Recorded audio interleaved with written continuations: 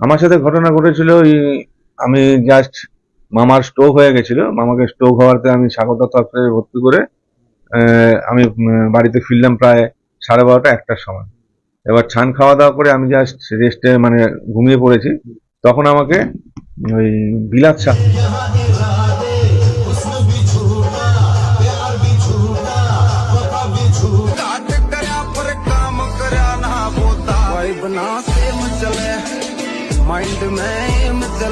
আপনারা দেখছেন আদর্শ তিতুমির পত্রিকার সঙ্গে রয়েছে আমি ধৃতরাষ্ট্র। আমাদের আজকের প্রতিবেদন, সোনার চেন ছিনতাই করতে ঠিকাদারকে বেধড়ক মার, খড়দহে গ্রেপ্তার কুখ্যাত দুষ্কৃতী সুভাষ চক্রবর্তী। চমকে গেলেন তো? আপনারা জানতেও চান কে এই সুভাষ চক্রবর্তী, কার পকেট মারে করতে গেছিল, সবটা আমরা বলবো। তার আগে আপনাদের শুধু মনে করাবো যে এই সুভাষ চক্রবর্তী সেই সুভাষ চক্রবর্তী যাকে এর আগে আপনারা দেখেছিলেন কলকাতার বিখ্যাত নিষিদ্ধ পল্লী সোনাগাছির নাচঘরে পানিহাটির মানুষের ছিনতাই করা টাকা, সেখানকার নাচঘরের মহিলার শরীরে টাকা ওড়াচ্ছেন। দেখেছিলেন তো সেই ভিডিও, জানিয়ে গোটা পানিহাটিতে শোরগোল পড়ে গেছিল। আরেকবার দেখবেন? আচ্ছা দেখুন আরেকবার সেই ভিডিও।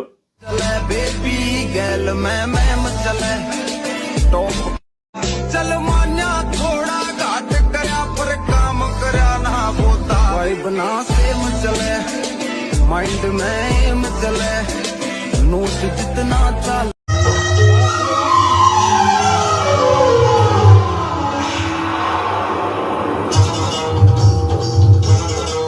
भूल जा कसमें तोड़ दे वादे न बदले किसने यहाँ इरादे उसमें भी झूठा प्यार भी झूठा वफा भी झूठी यार भी झूठा रही ये दुनिया किसकी होकर मार दे दुनिया को तू ठोकर खुद का नहीं है भरोसा कोई दुनिया का साथ क्या शीशे की उम्र प्याल की आखिर बिसात क्या टूटा जो दिल किसी का तो हैरत की बात क्या अरे टूटा जो दिल किसी का तो हैरत की बात क्या। আর ওই সুভাষ চক্রবর্তীকেও দেখুন। তারপর আমাদের ক্রাইম রিপোর্টার সুরেন্দ্র কুমার সিং তদন্ত চালিয়ে কি তুলে নিয়ে আসলেন, শুনলে আপনারা কাঁপতে থাকবেন যে বাবা এইরকম ক্রিমিনাল হয়ে গেল পানিহাটির বুকে, সোদপুরের বুকে। এখানে এত এত বড় বড় নেতারা থাকতেন। মানে অপরাধের হাতে খড়ি শুরু হয়েছিল, পকেটমারি থেকে শুরু করেছিল, পকেটমারি দিয়ে হাতে খড়ি শুরু হয়েছিল। সেখান থেকে এখন গিয়ে সোনাগাছিতে নাচঘরে মহিলার গায়ে টাকা ওড়াচ্ছে। বুঝতে পারছেন কত টাকা এর হাতে? কোথা থেকে এলো এই টাকা? এই প্রশ্নটা থাকবে না?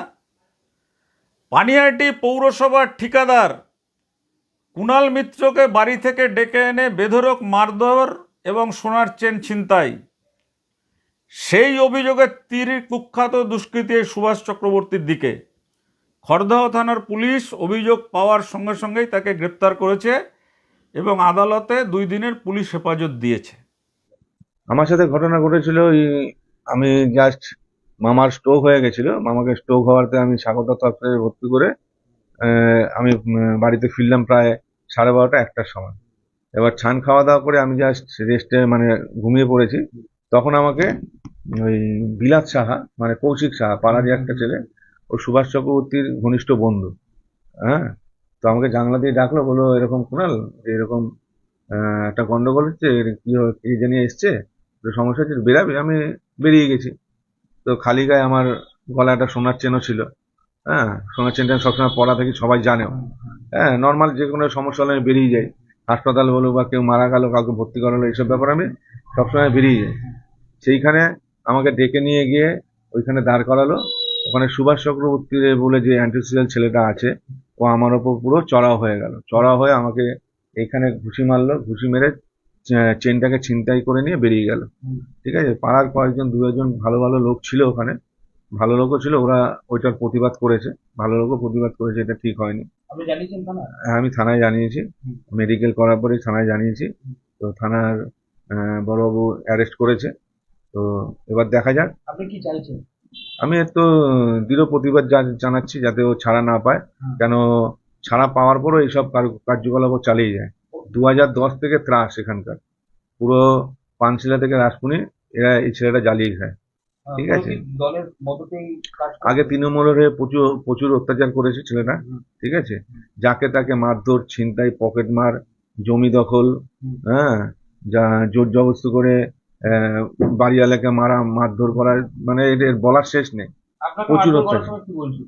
আমাকে মারধর করার সময় বলছিল আমি যা করবো সব মেনে নিতে হবে, তুই কোনো প্রতিবাদ করবি না। আমি বললাম আমার তো প্রতিবাদ থাকবে, আমি প্রতিবাদী ছেলে, প্রতিবাদ করবই। আপনার নাম? আমার নাম কুণাল মিত্র। এবার আপনারা জানতে চান কে এই সুভাষ চক্রবর্তী, কি আগে তার অপরাধের কি হাল হকিকত আছে, আগে কি কি করেছে সব জানতে চান। দেখুন, তিতুমির তো এই পিছন থেকে আওয়াজ দিয়ে 2 মিনিটের খবর করে না। ক্রাইম স্টোরি যেটা করে হচ্ছে সমাজে দুর্নীতি অপরাধ যারা করেন তাদের মেরুদণ্ডকে ভেঙে দেওয়ার জন্য। পুলিশ যাতে তাদের পুরনো ইতিহাস খুঁজে পায়, পুলিশ যাতে তাদের কঠোর ব্যবস্থা করে যাতে সাধারণ নাগরিকরা ভালো থাকতে পারে। আজকের এই অন্তর্তদন্ত করে তুলে নিয়ে এসছেন আমাদের ক্রাইম রিপোর্টার সুরেন্দ্র কুমার সিং।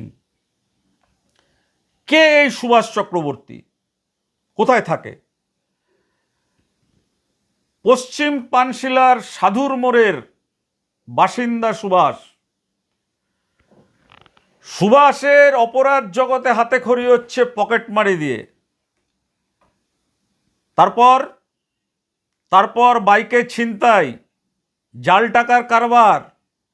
2010-এ সোদপুরে ছিনতাই করতে গিয়ে প্রথম ধরা পড়ে।